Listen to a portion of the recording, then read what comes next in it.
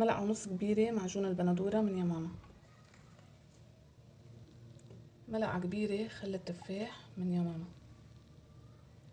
ملعقة دبس فليفلة، عصير ليمون، بهار مشكل وبهار دجاج وبابريكا وفلفل اسود وتوم بودرة، رشة من الزعتر الاخضر المجفف، رشة ملح، زيت زيتون،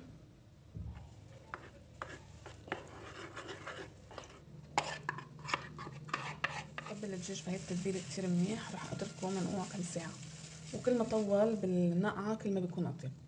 انا رح اشوي الدجاجة بهيدي القطعة فخار للشوي.